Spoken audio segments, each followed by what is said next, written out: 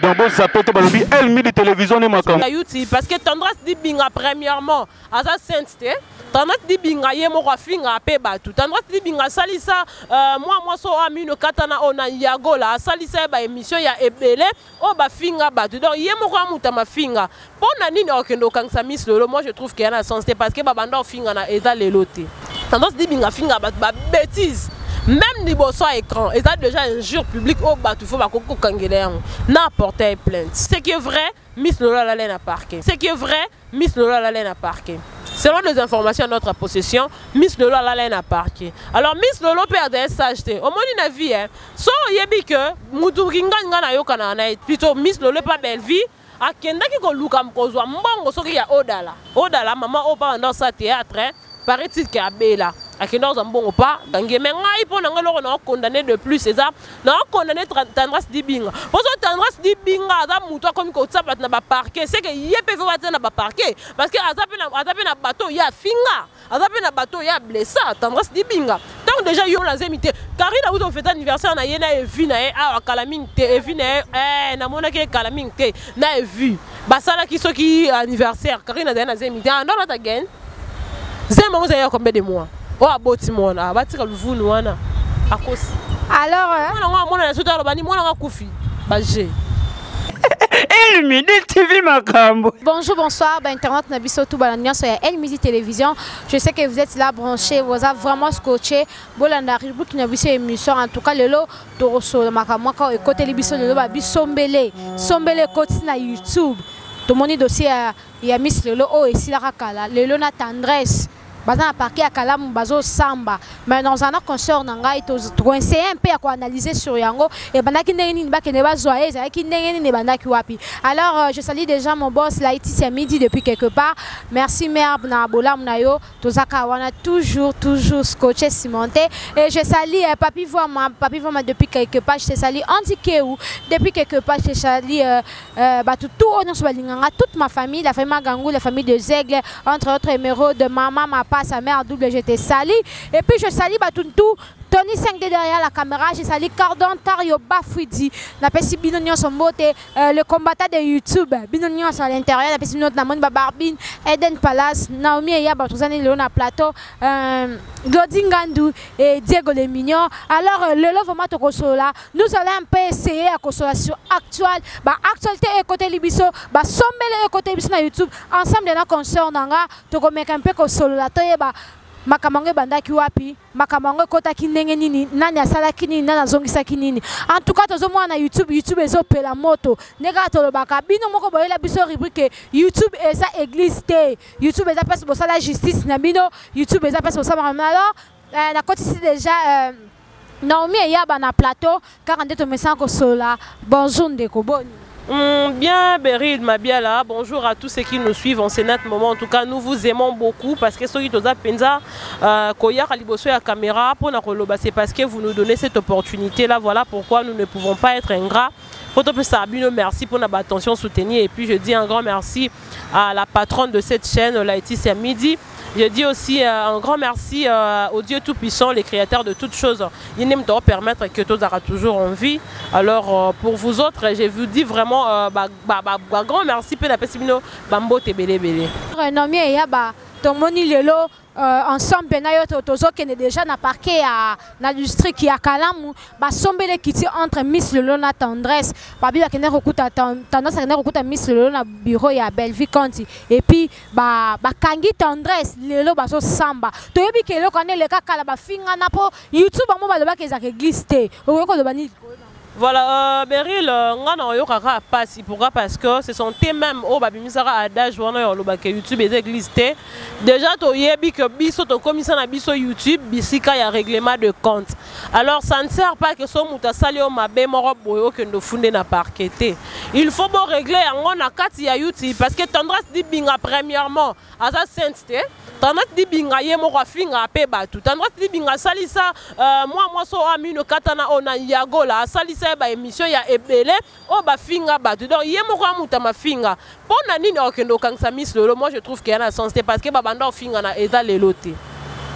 Bango mi balé ba bi makambo ba sala. Tendresse dit binga menaça na ye na grâce na ye le chèque ba pédé ba menaça moi sona diama kalanga na fête ya bijou la reine bazokisa bijou na diama kalanga ba kate ba pota portail plainte non YouTube ndezabo biso moko ba YouTuber to komi ça YouTube bisika ya règlement de compte alors à quoi bon ya okendo kangisa mninga ça c'est de 1 et deuxièmement bakanga ki ye na bureau ya Belvi. Pourquoi ne pas intervenir à ce moment-là au Lebatika Mouta Kendeko Kokende Tina niveau il y a parquet parce que ce qui est vrai Miss Lola Lalaine a parqué. Selon les informations à notre possession, Miss Lola Lalaine a parqué. Alors Miss Lolo perd des sagetés. Au moins une vie hein. So yebi que Mouturinga ngana yokana na été. Mais à Sololana Tony 5D. Bisika Tony 5D azali na yebi ka yambaka bato baza ba ka adversaire nanga. C'est pas Tony 5D ngana te croix no yate.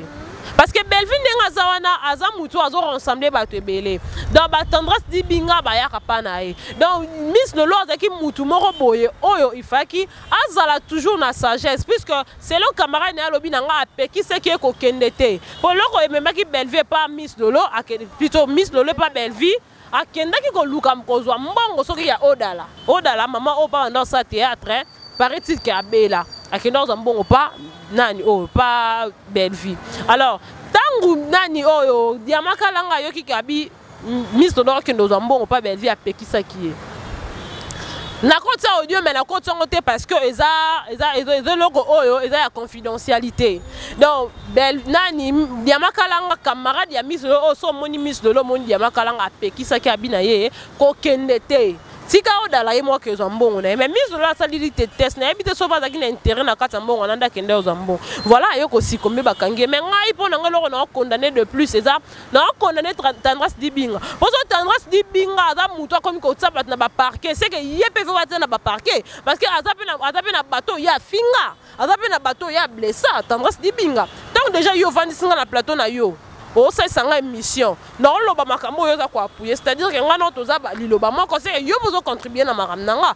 déjà Tendresse di binga afinga bato Tendresse di binga afinga bato ba bêtise même ni bosso à écran et ça déjà injure public au bato faut ba koko kangele na porter plainte t'as porté plainte à Zate. Donc ils ont faux débat, ils ont coupé dans le long moment bêté au que ça que bah comme on se fait à niveau pour moutou pour Québec prison ma la peine à 4 mambo à Zate donc bimane PKK. Mais on a déploré Zara que ceux qui vont en apprendre ça que bon comme ça YouTube besoin à sérieux donc moutou na moutou à garder bande na ye boye ba maramni nyoro loba. Yaka sala émission na yo lobela ce qui est en actualité oh ils appellent parce que YouTube oh yebana la plupart sur 100 personnes, il y a bateau basala na YouTube.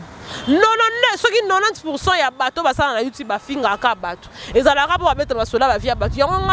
Je me demande deux fois makambo loba na YouTube ezalaka yo finga bateau. Et na bateau bano ba fazia ba vana ba balabala ba luka ba lobela bango. Nta lobela bango azate. Et na bateau ba kufa na ba poison. Batu ba lobela bango te ba maman ba papa ya beni ba kufa en nyo surtout ba za massacrer ba zo violer bango journaliste moko te na YouTube aya pour no lobela ngo pourquoi quand il faut ra lobela ba débat makambo lobela yango na pour na ni ko lobela makambo telle vie privée ya batu makambo lobela ze belé oza que no bimi na kata nzela na biso ba vie professeur Kinshasa mabulu lokolo ni malgré ba lancer opération zéro trou to mona ke mabulu eza kaka nzela na biso to kendela bato ba kenda changu bato ba kenda kapela ba yebi kota mettre toro wana donc libulu ya munene ba mituka moyele kezate po ya bongolo banda ba banda réhabilitation ti lelo no te ba ya ba fongola makambo lobele yangwana pona ni photo vanda ka liboso ya ba caméra poto lobaka ba vie privée ya batu muturingani kuna soka sala ki boyo ke yo lobeli muturingani soka sali kuna non c'est important te to yeba ko respectera pe ba vie privée ya batu donc lelo so Miss Lolo a se retrouver na parquet d'après faute ne parce que ba nepe ko finga parce que ya mi benga ka fi ya tolo passe donc pas na yeli kambole karaté mais ezaka mabe pourquoi parce que Tendresse di binga pas finga. Mais c'est ça, Nami et Yabane to moni dossier au pont anglaise qui dossier à Kala. Parce que ba finga na Kala na évité. A funda ya luka kaye tonne. Ba funda ye Kala. Dossier na parquet et pour la rater Berine. Donc ceux qui ba fundi yo lelo ata après 10 ans so ba monio bokanga parce que ça dossier qui derrière ma boko ya l'état. A funda lelo afta funda ye Kala. Mais nga siko lo repesa nga parce que pour na funda na wana. Ba funda na po anini. bon funda na poni parce que bon mi balé na kata bon bayem ta saint azate tendance di binga finga Miss Lolo ba finga edo ba finga na bon balé ma finga di finga plus di finga égal ma finga ba finga na ko bokanga ma poni.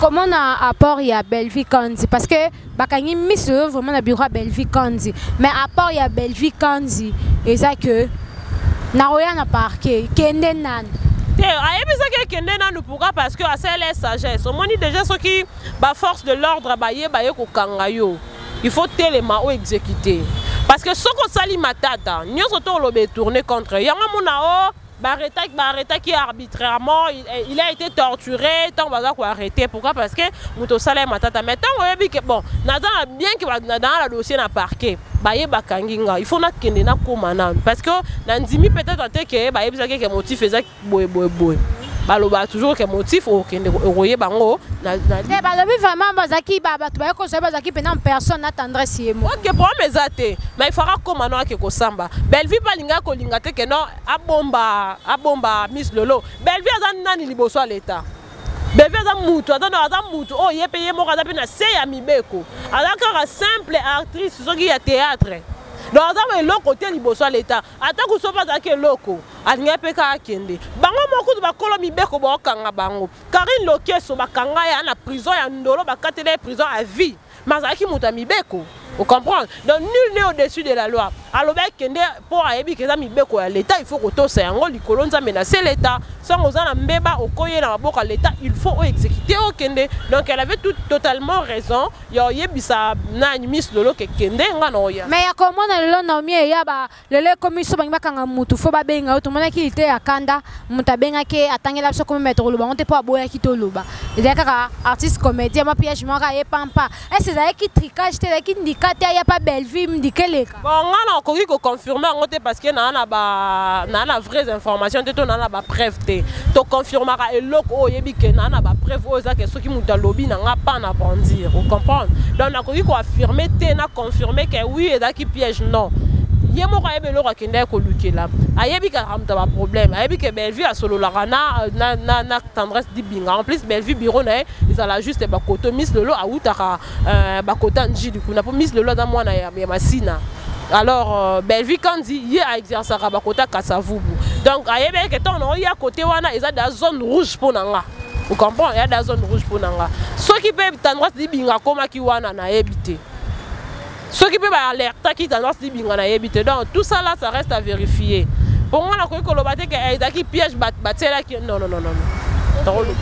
Merci beaucoup Balania c'est Elle Télévision ndeka bomonto solo lina Naomi ya ba pour l'instant Miss Lolo azana parquet à Kalamu je sais pas ceux qui tendance à se présenter ba samba mais to rozala wana to ala loupe na to yeb sabino évolution ya marambo po to tika bino boete et que évoluer no mais quand un peu to analyser to le kisango karaté boyeme to bandano ne bandeli pour te faire comprendre problème les à l'intérieur mais biso na bino to zaka entre guillemets to yebate qu'est-ce qu'il y a nécessairement alors ne ka to zo na YouTube na mi ya ba na mi ke to la na YouTube to mra et ça non ni prophète suana ya roloba ke Pierrot oh non c'est pas qui pour na Pierrot ce que ça message vrai ensemble l'autre monde prophète ça y a 5 pardon et le on a grande sœur na accompagner la grande sœur binonde ce comme tu peux ça prophète on a confiance premièrement les gens doivent savoir que une prophétie tant ya kana vu ya mutu et ya ka pour na ko édifier mutu alors prophétie ezanine prophétie ezate biloko eleka yango ne ba benga prophétie vous comprenez parole de sagesse et ya ka et prophétie et il y a kapona quoi viser mutu par rapport ya likamoro bo ezoya donc prophétie eza kolobela mutu en avance marambo koya eza te marambo eleki non vous comprenez eza yangote donc ce qu'on dit peut-être révélation sur quelque chose qui est passé ce n'est pas une prophétie et deuxièmement prophétie il faut édifier peuple de Dieu prophétie à mutu eza eloko za personnel tout le monde na l'église mususu ya minene bazu pena prophétie à mutu et musu prophétie na bazon une semaine a passé 2 semaines passées mais batika lo yeb sara mutu na teke to moni boy pourquoi parce que prophétie tant au pesa mutu faut dans la précision en plus c'est dans la eloko mo basé na ba parole biblique on doit comprendre tant yo ye au banzo pesa prophétie soit disant ndeko Pierrot Ndombasi azalaka mobile de aradesim babé taraïso na sima. Premièrement, il faut que ba mutuana azana. Yé o ami benga soi-disant prophète. Yende mutawanda bimana Pierrot. To ba triquer Pierrot. Mais oui, il faut qu'on se le dise dans Beryl. Parce que moni nga pour moni pona betali solo Beryl bien, c'est que na yebi Beryl.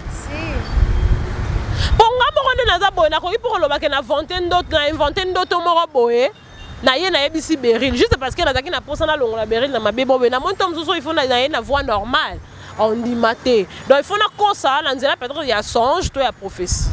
Premièrement mutuana il faut royeba ya zanani prophète ango ya solo ye soko da prophète solo ça il a nzambe l'église ni asa la Bible ni parce que na Bible o ya ça la wana so pe na Bible o besoin to ça la sainte Bible na nzimité que la Bible na wana ba ebisa que soko zi prophétie ya mutu yaka na internet no ba na nzimité parce que prophétie o ta là on me dit lelo parce que batu ba ça la ba jeune o eza vie privée ya mutu c'est la chose la plus sacrée que o mutu azana ngo alors vie privée ya mutu ko jamais ko sakana nango yebeta le son na ngai tom so ngo mona ngai extérieurement parce que aux hommes à l'extérieur mais ma vie privée à moi tu ne connais pas parce que tant comme bête li solo comme ko toucher personnalité nanga comme ko tsa musapina li funi ankoba vous comprendre donc ils a vraiment 5 dans 5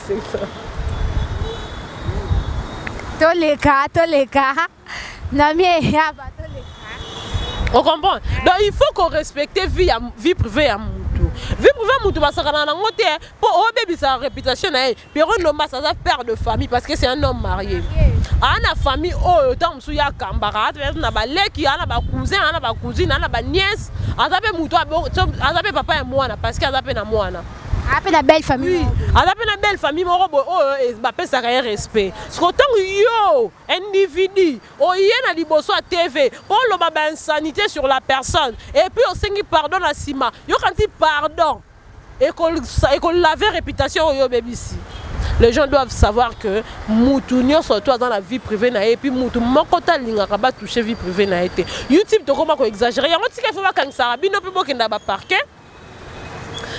dans la vie de va parquet puisque ils ont touché personnalité à mutu vie privée à mutu ok yo bandi ko n'importe quoi yo bon si ko ngai na bien et comment quand il fait un niveau que alobake Pierrot Lomba si aya fongola pantalon na ya kitisa abalusa ala accepter sima pour te confirmer ya solo ka soka zalaka modeste soki modeste ya nenga solo puisque oza buzo baberi mais comment na nombe ya ça c'est nga pardon bon limbisete nga Pierrot no limbisa été vous comprenez to banga nzambe to yaka te pour sala makambo na kombo nzambe olobi ke ozo pesa prophétie olobela la part de Dieu moni nzambe ka ponza nzamba changer nzambe soka zaki pena mutu na motema ya mutu mais ba prophète ebele bakanga minoko o pétage mais bakanga minoko siko komona na mie yawa komona parce que un vrai prophétie et soit te un vrai prophétie bakanga te o ezaki important abimisaki ko senga pardon est-ce que ezaki prophétie la prophétie te yango na ebisio te d'ailleurs lokuta alors c'est un pardon par rapport à quoi olobi na ainsi dit l'Éternel ceux qui va autant na passe le ko lobi na part nzambe a osala kaka de toutes les façons pour ba bimiso na passe na batakio donc tant yo ko senga pardon c'est que tu dois reconnaître que oloba qui ba insanité o ya qui juste pour baby sa réputation mutu s'il a été payé par quelqu'un en tout cas moi je dirais que je suis tellement désolé, je suis vraiment franchement désolé pour toi. Ceux qui prophètent, ceux qui maquionnent, n'a pas désolé pour nous. Bon, il faut respecter ma vie privée, c'est très important, Beryl. Toi, au-delà du fait que tu travailles sur YouTube, au-delà du fait que tu recouses à la personnalité publique, ta théâtre, musicien et tout, nous avons de vie privée où il faut te conserver bien. Tu as une vie privée où tu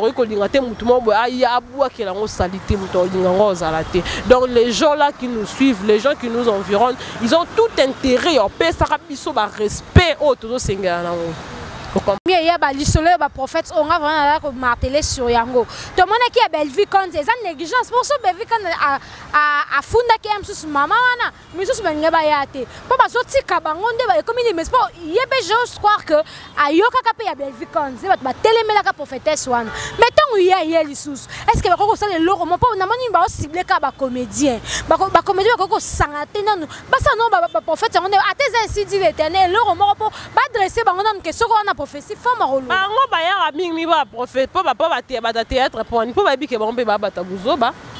Bata théâtre bango baza bata buzoba. Combien de fois ba bomana na kata ba écran bo mona. Ba komisa YouTube bisi ya règlement de compte. Oh ya fingi sima muninga lokwa ngomba mangengenge na YouTube. Oh koto ya fingi soki femme celle avec soki na YouTube. Vous comprenez? Donc, bango ba bata buzoba. Au moins na vie baloba pour muta pire respect yomo il faut m'y respecter. Ceux qui ont mis pési respecter muta ko uza libanda te pour pési respect. Tant on pési respect pour la première fois, ceux qui découvrir que muta buzoba, yeba que si les respect na longolo beaucoup na buzoba. So bon ya ming pas comédien parce que ils ont compris et le konino ils ont en carte ba comédien. Alors ba comédien ils ont écouté que non il faut pas ça bango ceux qui na justice so ba net. Il faut pas mi ça respect. Ba yeba ko garder bande. Comprendre? Au sali pe le on a discrétion. À part théâtre, on peut tourner. On m'a dit oh bah ça la théâtre c'est juste un simple rôle mais ça va vie na bango penza te ba vue réelle na bango te. Donc théâtre c'est du virtuel. Et dans genre moro boya roté peut-être ba bon on peut ça leçon mais malgré ba théâtre na biso nga lelo na yebite soki leçon peut-être ko tirer na kati za kanine. Donc bango il faut ba tika no buzoba. So ba tiki buzoba par après ba prophète boya te. Boya te. Ok, merci beaucoup. Ma prophète, comme message à Nzambe, mais former à couper ce message, c'est très important. La prophétie est vie à Moutou. Luka est privé. Nous avons passé de la foi à cette organisation. Je crois qu'à mon acapé, à Yokaka, mais à Yaka. Pendant la TVT, et aussi longtemps qu'il y a mon pas appelé mon théâtre. À quoi qu'on appelle à Bimé, à l'objet, on peut écran, ton salle et l'autre, parce que dans ta famille, mais ce qu'on Lucas, ça, la rassemblement, il y a Robin à ta théâtre, à vendre à bas solo là. Pour comprendre que ma belle moko ezali photo Lucas, ça nini to longola. Il y a encore ça, bloc. Bon, alors, bino ba prophète, homme, sous boyaka. Ça va prophétie pour les comédiens. Pour le pourquoi ne pas chercher à réunir les comédiens? Soit ceux qui peuvent réunir c'est difficile. Bon, personne ne ciblé, par exemple. On dit que tes papiers l'ont peut-être dans mon il faut ça là, il faut ça là, pour nous avoir le bâton de commande peut-être. Ok, qui est en privé, que non, papier l'ombe, il faut ça la boyer pour théâtre, on a bino et qui ne boyer pour ma cambeuse à bien. Pourquoi ils ne le font pas?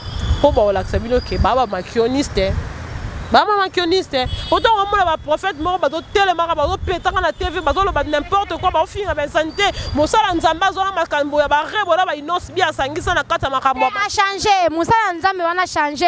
Avec un message pour la présidente de la République, il y a 3 messages pour Mboke Bonga. 3 messages en madame ko. Lobby à côté quand lobby nemi, ça dit 3 kaka. Après ça ka président de la République à Lukaye. On a biboye. Pour nous roloba keza buzoba. Tant on a 3 messages pour le président de la République. Alors le bon écran pour nous. Pour nous pas président de la République parce que le président de la République n'a pas actuel à papa à ma beau polélé. Donc il reçoit tout le monde au même pied d'égalité. C'est bien faut président Lukaye. Eh on est à buzoba. Parce que Azam au continent, on comprend. Le président de la République n'a pas Azam ou ton sakana été. Azam au Kondi. Azam au Kondi. Au-delà du fait qu'il y a un serviteur de Dieu, le président de la République a gouverné Kinshasa dans Congo Mobimba. Donc tant que message moko boy pour na muto za peut-être gouverneur na yo. Au-delà du fait que ko za musala nzambe, ko kendoke ko lukaye. Pourtant mususu ya ko za na tante. Kende lukaye, à quoi boyo lo na TV na 3 messages pour na président. Poto ça na ngoni. Pétage. Pétage. Merci beaucoup Naomi. Comme nous sommes déjà cochité, alors je m'irai un peu Tosolo Alikambo et l'émission na internet, na YouTube. Babi, le maire de la Chine, maman ba chinoise, Aboti. Aboti bébé Gucci. Demandez maman Charlotte, ça me bébé Gucci. Oh, Matrice Zika, oh, Michope Zika, mais enfin, elle est son bébé Gucci. Comment moi, on a bébé Gucci? Et là, on ça encore passer pour maman au côté de Buzoba. Une maman respectueuse ne peut jamais côté na bagé à bana. Ah, mon il faut bien d'avoir la matoy. Au moins, les Cambo, il y a une vie privée. Quand même, mon compte dans une deuxième, il y a un connu. Parce que vous avez ça l'anniversaire en aïe, quand la mingte. Oh, bah, tu vas ndeko lobela. Que vous avez quand la mingte, car il me connaît dans la zemite. Ce que vous avez, il y a combien de mois? Mais habitez, bah, comment vous tapez dans la zème, bah, 2 mois. Tu vas zème, bah, 3 mois. Et à bêtise. Mais ça, le monde qui n'a YouTube, dans TikTok, a publié Zemi. Zemi de Lix. Ya. Zemi ya bilamba pe zalaka. zemi surtout bango bana poto bana eloko mo bowana bazaso bakotisa na libumu donc ezaka lokwa poso nzuta mutu eza pe zemi donc ya yesu ko fobo yebezaki zemi ni mais pona nga na ndimite ke Karine aboti na mbali parce que yalo ba petit papa yalo baki yango mama yalo baki yango bien ke nga na kobota tina obala bon Karine abali te c'est aboti te même ça moni libala yo umela te kako aboti te mwana na mwana yo do mona pena mama normal ata rebondo ngo publier zemi ana ta mwana na obota mo bimise na écran te lobe peut-être que mwana ko chose grave elonga mwana pena boy elonga mwana est-ce que maman na pesa ke mwana na za mama zoba mo mama na pesa pena mwana po Karine bimise na écran mama zoba parce que nga mwana omoni be écran o yalo mambo belé berine ena mambo belé to yoka pe ya mingi to mona pe ya mingi mwana mo bazoya ba sese publicité après mikola kufi mwana mo ba bimisa ke ba sese ke théâtre après mikola kufi donc eza mambo belé donc batika ko sala buzobo bo sala Karine aboti te po Karine so abota ki mwana na ye penza Karine obimisa te na modèle Karine na benemi belé na internet ya tika ko mais comment na mama Charlotte po nga pena na moni vidéo wana Maman Charlotte venait sur moi na azo tienne berceau abile amemi koko nanga bébé Gucci bébé na mwana na mususu peut-être pour maman Charlotte abota peka Karine ye monte apena bala mususu tam mwana mwana mususu mais que Karine nga ndimi non mais yeba yo so boya Karine boy nga eza pour le vie nanga na boy pour na tikala mwana zemite Karine a eu fête anniversaire na ye na evi na ye a kalamine te evi na na mona ke kalamine te na evi basala ki soki anniversaire Karine na zemite non not again zema vous avez combien de mois oh aboti mona batika luvunu wana akosi alors mona na sota robani mona nga kufi baje kaya nde to selati mais ko sikoyo nenge de chokota ko lobi maman apesi moi na ye moi apesi moi na ye pour ça ne ba pétage parce que ndebe to zoyoka on sous-attend que za chinoise moko na boti apesi moi na ye pa Karine mokonzi asa la pétage ko lobate le roi chinoise ana ba mo ba chinois ba nona kindoke makasi peut être ba ngane te kate moi nete ba moni na écran et ça non loté mais ngana bika ke za moi na été donc maman wana apesi Karine moi na posa na pétage za maman zoba parce que en temps normal moi na basaka na été combien de personnes bakenda kolela mabumna se aluka mwana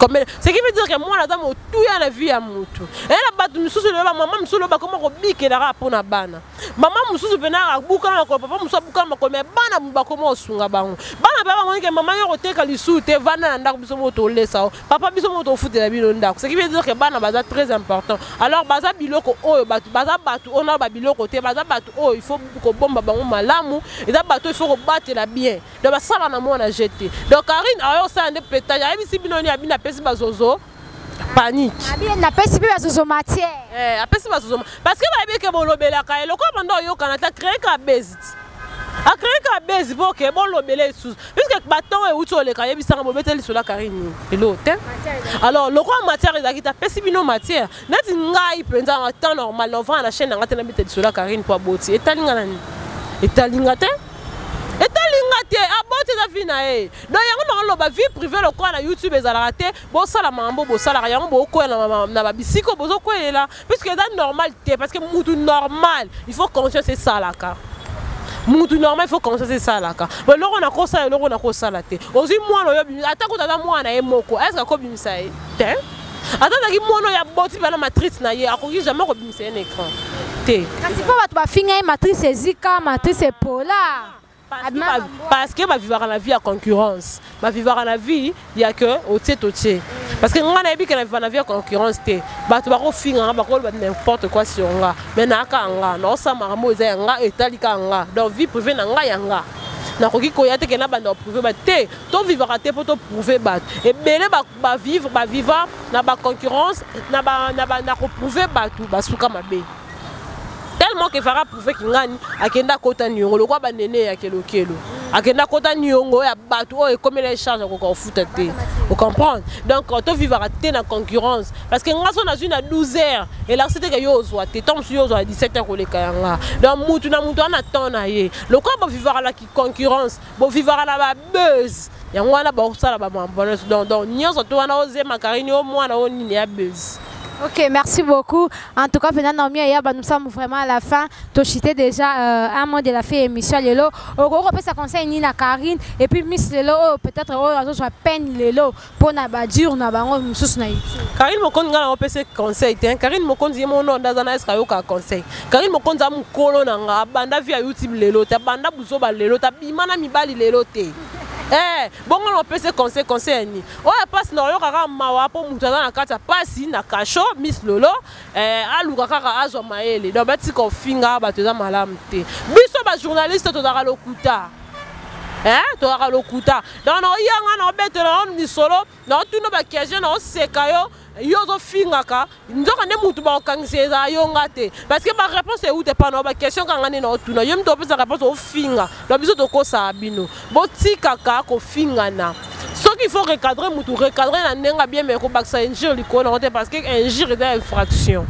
Donc il y a on a copé sans quoi conseil on a sura bimi azo maïd. OK, merci beaucoup. Tu as déjà fait ma banga na yo ba salutation et puis ba remerciement. En tout cas ngai ma banga ezala te na pesa juste quand ba mbote na bato nous tout ba soutenir biso. Daniel Mbonke, c'est mon conseiller privé à moi. Na Pesimbo Tenanga, na Francine Mavimpi, mon boss, mon patron depuis quelque part. Na Pesimbo Tenanga, na Pesimbo Tenanga, Yomoko, na Pesimbo Tenanga Tony 5D, na Laetitia Midi, na Pesimbo Tenanga M5 Mobimba et voilà. Ok, merci beaucoup. Merci d'avoir sur El Midi Télévision. Vous étiez là vraiment nombreuses. Merci parce que vous avez scotché, vous avez pena, vous avez émission d'Abisso, vous avez branché, vous avez abonné, vous avez solo, vous avez abonné, vous avez merci à tout le sur El Midi Télévision. Merci à Papi Fama, merci beaucoup à Andy ou conseiller privé, et merci à abonné tout. Il y a El Midi Télévision. Alors, vous avez branché, vous avez comme il y a mes solo. De près, de loin, jusqu'à la fin. Alors là, on se retrouve déjà prochainement. Merci beaucoup. Ma solo, donc, ça peut être El Midi Télévision.